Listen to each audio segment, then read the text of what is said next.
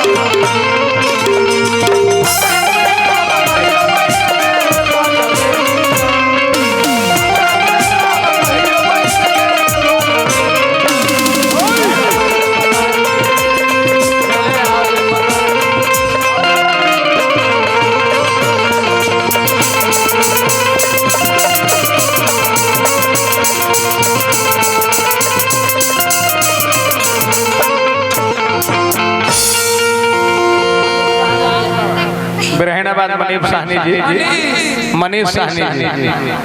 पुरस्कार देने हार्दिक प्रणाम। राम इकबाल साली पीढ़ी से फुलवारी बहुत रुपए के पुरस्कार देने हार्दिक हार्दिक प्रणाम। भाई वो भी जरूरी बा। कोई भाई लोग फरमाइश कर के खाली रेलिया रोज आवेले अब बोलमुआ ना आवेले ही करबो। पांचवा में प्यार भई आ काजे ने छठा में उघार भई सातवां में बलात्कार भई दसवां में लेके पार भई आ नौवां में लेके नेव के पार हो गई। बाहर भाई अच्छा सुनी 10 मिनट कथा सुन ली। हमनी में कोनो दोष नहीं कि हमनी के कुछ उगा सकिले। हेलो तनी को रिकम कर भाल भाल रिपीट आवा एक बार। हेलो कम करो ही में। इस धरती पर कोई ऐसा पवित्र जाति है जो दुनिया के मालिक को डिगा दिया। उस जात का नाम है निषाद राजमला। ये दुनिया में कोई सब पवित्र जात है उससे उस जाति का वर्णन है निषाद राज। भगवान राम लक्ष्मण सीता जी जब गंगा पार होने को चले हैं बावना रूप में भगवान 3 डेग में तीनों लोक नाप गए। बाकी कितना पवित्र मलाह जाति खोले कि जेकरा से हाथ जोड़ के निहोरा करतन के नाम ले आवो लेके हमरा के पार कर दो आउ कह के हम नाम पार करो। रुको वही मलाह जाति के बाबा गोस्वामी जी अपने मानस के अंदर लिखते हैं कि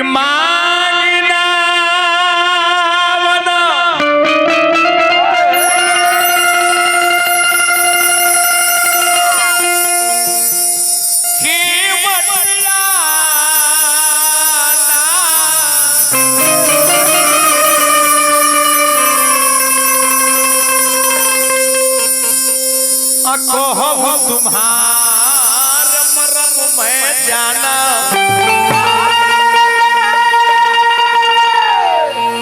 एगो गंगा में नाव खेला मला भैया तने करे के औरी तनी कोई कम कर। एगो गंगा में नाव खेला मला को तब भगवान के रुका तार हम मरम जाना था। वो कौन मरम जाना रहले कौन चरण कमल रज कोई सब करनी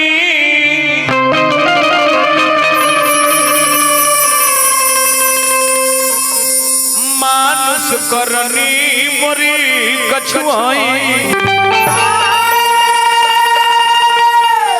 भगवान पुकार कर के मला भैया नाम ले आओ कतर के तरह हम मोहरम जानते तू चुप रह अभी तीरा से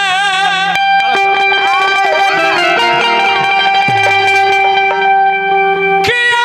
पुकारा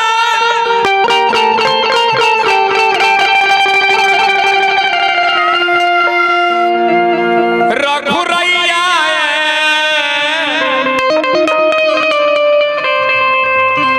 मलहवा भैया तीरथ पुकारा बहुत बहुत के पुरस्कार विक्रमा भैया की ओर से हार्दिक हार्दिक प्रणाम तीरथ पुकारा रघुरैया मलहवा भैया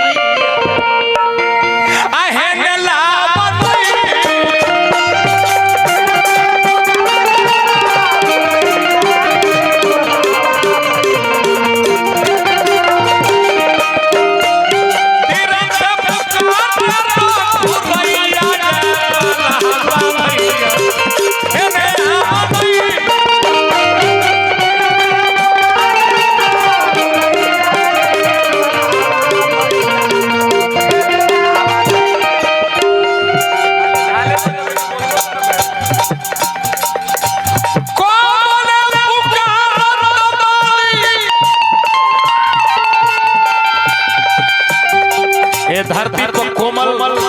और कोई पवित्र जाति है उस जाति को कहते हैं मलाह धीवर जो भगवान को डिगा दिया अपने घाट के ऊपर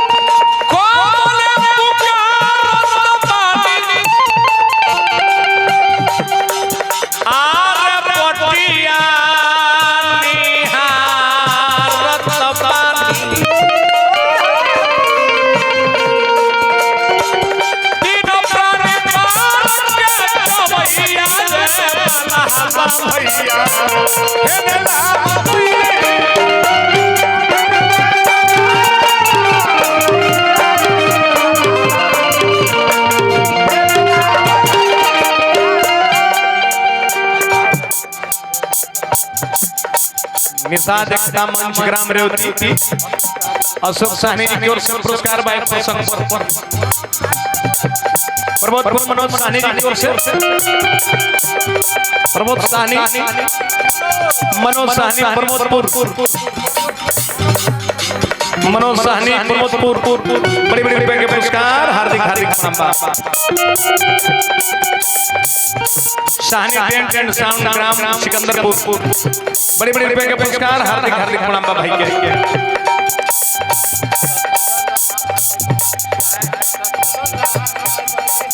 नई बस्ती शत्रुघ्न शाह जी की ओर से बड़ी बड़ी रुपए के पुरस्कार हार्दिक हार्दिक प्रणाम मनोज साहनी प्रमोदपुर जी की ओर से हार्दिक हार्दिक नमस्कार बार बार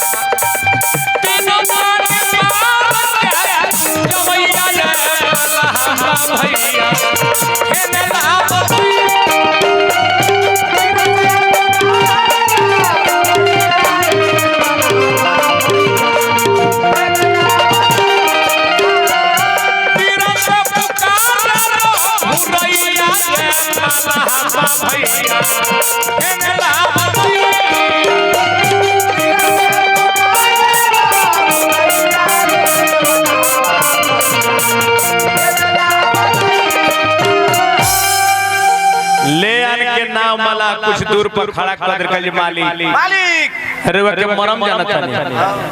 अगर हमार नाम पर चढ़े के चाहता नहीं तो चरण धोवाली रुआ में दोष नहीं है रुआ के चरण के धूरी में कोनो संतोष बा कि छुअत सिलाब है नारी सुहाई पाहन तेन काट कठिनाई सीला में राउर चरण ठेकल त गौतम ऋषि के नारी बन गई हमर नाम तो लकड़ी के बा मालिक संजय साहनी बड़की नैनी जोर बड़ी बड़ी रुपए के पुरस्कार देने भाई के हार्दिक हार्दिक प्रणाम बात के चाहता नहीं तो चरण धोवाली मालिक अभिषेक साहनी प्रमोदपुर की ओर से बड़े बड़े रुपए के पुरस्कार अभिषेक भाई के हार्दिक प्रणाम धीरज कुमार साहनी इंडियन एयरफोर्स प्रमोदपुर की ओर से बड़े बड़े रुपए के पुरस्कार हार्दिक हार्दिक प्रणाम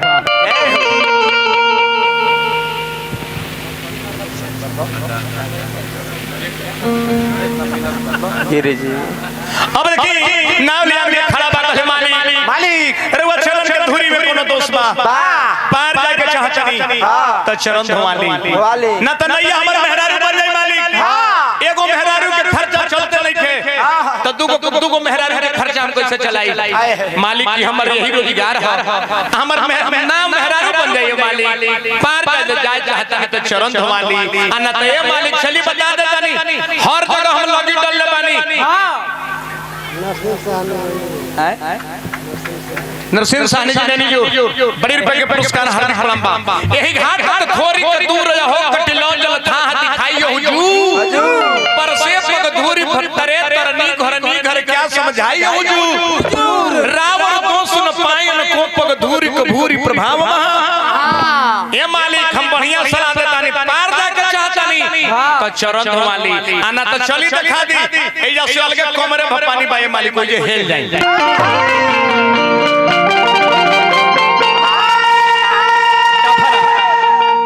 डफरा अरे आरंग दबन पहिया सलाह मोर राम जी हेली जा नियर बा देत बन पहिया सलाह मोर राम जी हेली जा नियर बा हेलान मोर राम जी हेलान मोर राम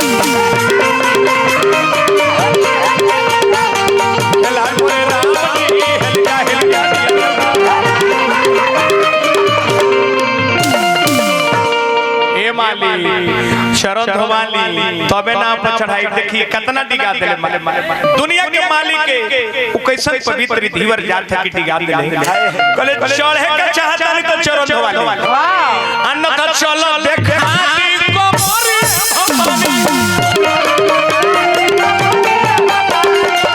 चलो देखा दी कोमरी भपानी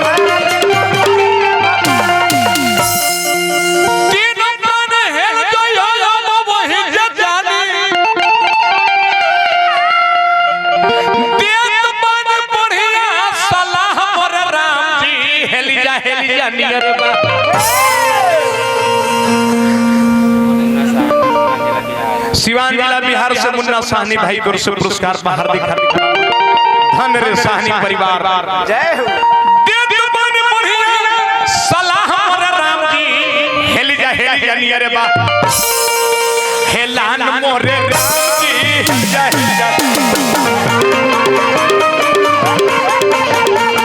हेलान मोर राम जी हेली जा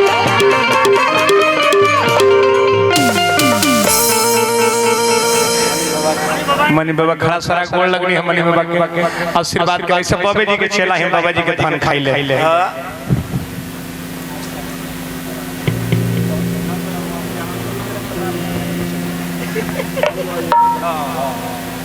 बड़ी बात बाबा बड़ी सोचे के पड़ेला हां और दे मन बढ़िया सलाह मोर राम जी हेली जा नियर बा हेलान मोर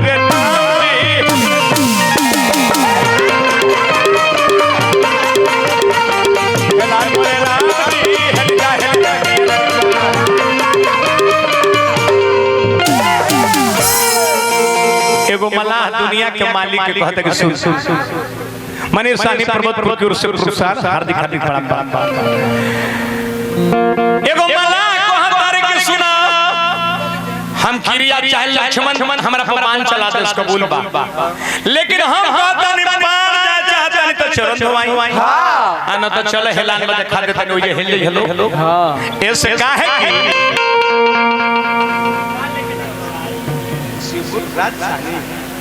राजू साहनी शिवपुर के धरती से बड़ी बड़ी के पुरस्कार हार्दिक प्रणाम काहे कि सुनले बानी कि सुननी हसीला अठे वंदे शराता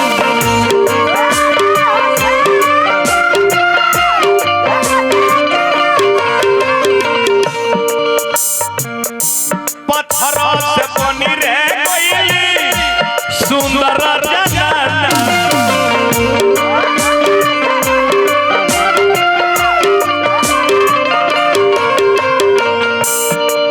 रउआ के चरण के जड़ी बूटी में दोष ऐसन बात धुरी में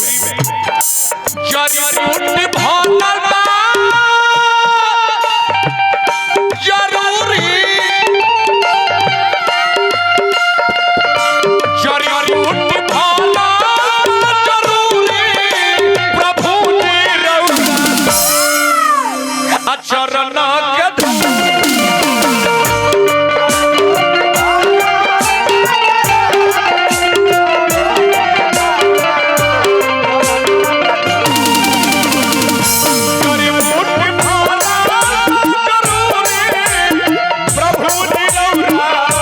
चरण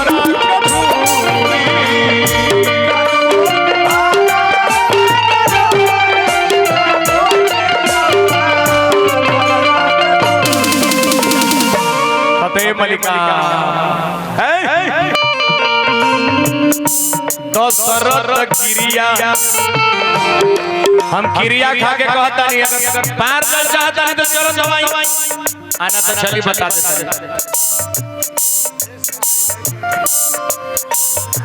कहते हैं नैनी जोर सुरेश साहनी भाई को सब पुरस्कार बा साहनी परिवार आजीवन पद प्रतिष्ठा बनवे रहे हार्दिक हार्दिक प्रणाम तो सरत के क्रिया राम के दोहाई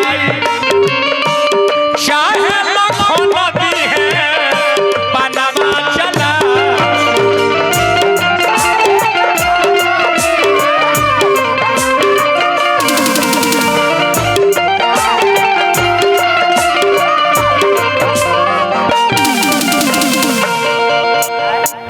साहनी डीजे साउंड सर्विस बड़ी रुपए के पुरस्कार हार्दिक हार्दिक प्रणाम तो सरत क्रिया राम के दोहाई चाहे लाखों नदी है पार के चला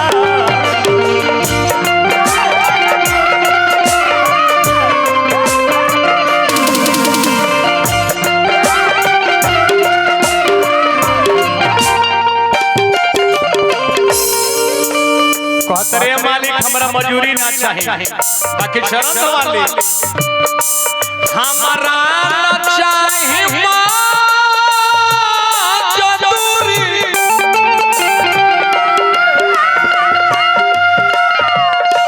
हमरा ना चाहिए मजूरी प्रभु जी रउआ चरण के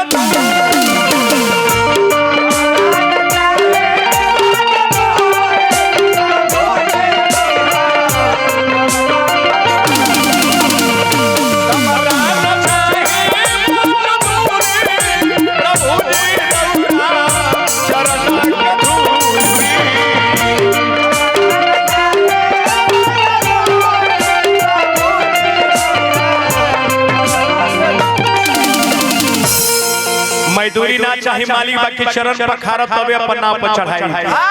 न त हेल जाई ऐसा तो पसीन रे ना हम देखले बनी हे मालिक हमनी गंगा के किनार वाला है जा हमनी के बोली तनी हर मुठा होला मालिक बाकी भीतरे मोलायम गाड़ी होइले जाए मालिक पार चल चाहत के चरण धवाली न त चली बता तनी हेला के हेल जाई हाय रे प्रेम लपेटे अटपटे सुनी के वट के बैन अचिते जान की लखन तब बी से करुणा भगवान राम रहता कि जौन बुझाए तुम करो केवट राम रजाई सुपावा भरी कठौता जल ले आवा ओहे का कहले केवट कितना छलांग रहले गंगा जी में एक से एक कठौता पानी ले ले आ का कहले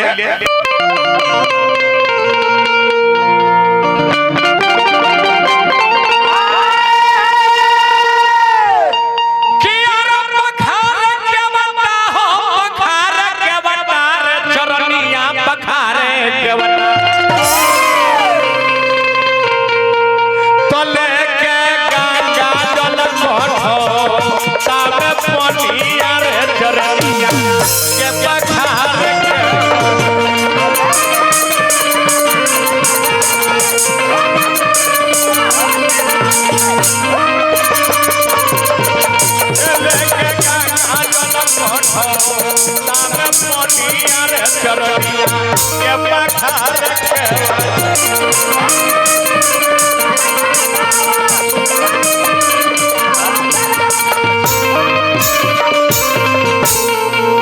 कठौता में जल के प्रेम से भगवान के चरण लगले धोवे शरण पखारी चनामरी तलिहले पियले सकल परिवार अपने तोरले और के तोरले सबर कुल खन दनिया चरनिया पखारे केवटा तो जग में अमर भइल बा केवट के कहनिया हो चरनिया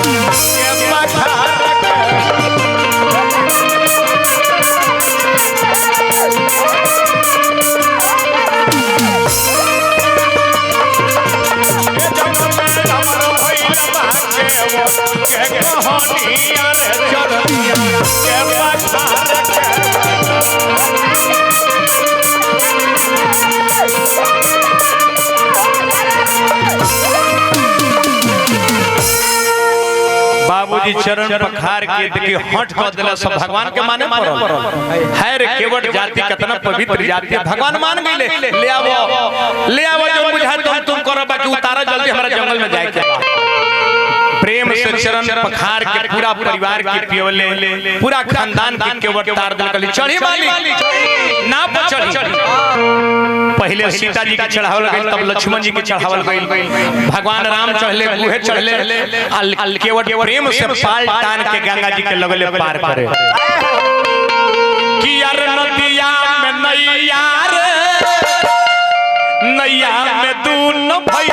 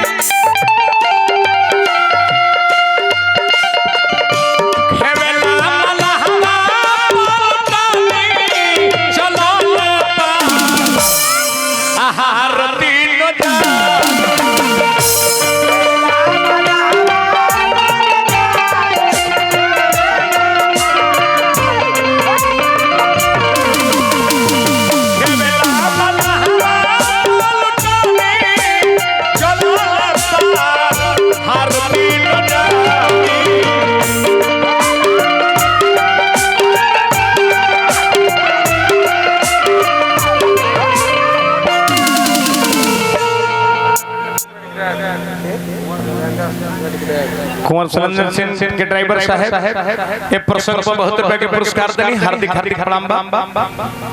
हमरा धीरज कुमार साहनी जी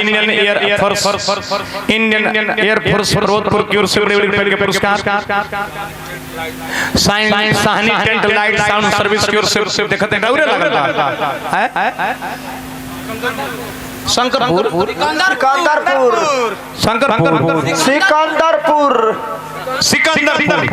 कोई सेल में लेके हार्दिक हार्दिक प्रणाम आजीवन पद सब बड़ी सुंदर टेंट बा देखी हम तब परसंगे गावे के चाहत रह शुरू से देखी हवा शांत हो गई गनोई शांत हो गई इनका का बुझला स्वामीनाथ भाई के ई तो कनखी मारत हैरान भइल बड़ा प्रेम से पार कइले केवट भगवान राम लक्ष्मण के कहले के माली उतरी तो उतरी ठाड़ भय सुरसरी रेता असिए राम गुहे लखन समेता अब भगवान सोचत के रे ई बनवासी भेष में अब हम भक्त उतराई का दी खेवाई का दी तब पिया के हृदय के सिया जी जान गईली अंगुरी में से मुनरी उतार के कहतरी कहू कृपालु लेहु उतराई सीता जी उतार के दे गेली कि केवट के उतराई दे दी त कहू कृपालु लेहु उतराई का तो अंगुरी से मुनरी निकाल सिया सुंदरी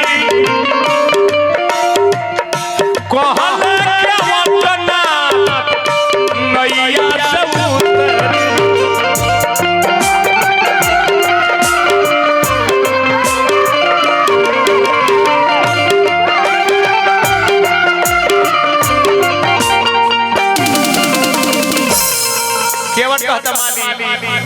भगवान कहतर के अपन उतराई लगे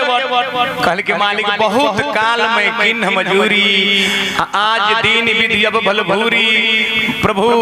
बहुत दिन हम नाव खेवनी बाकी आज हमारा मजूरी मिल गई मालिक हिरती बार प्रभु जो कुछ देबा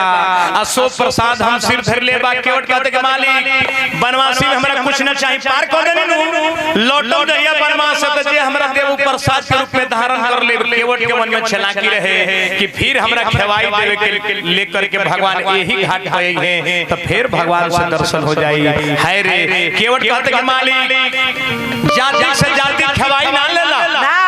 नाई से नाई बनवाई ना लेला अंतर इतने बा मालिक हमहू भौसागर के खेवैया हैं हमहू गंगा के में नाव चलाई ले रउआ भौसागर में नाव चलाई ले मालिक हम रउआ के हिया पार कर देनी मालिक हमरा के ओहिया पार कर दे केवट के मन में ही चला के रखे बड़ी बड़ी रुपए के पुरस्कार भैया देनी हार्दिक हार्दिक प्रणाम बा आरजेडी उमेश यादव बालू माफिया भगवान बदल रहे ऐसे कहे के तो भगवान राम के उतार के केवल अपन नाव लेके फेरे पर आवता तब ले हमने को लेदारी गावे के मन करता कोई दिक्कत नहीं ऐसे देखी आज के प्यार कैसन हो गई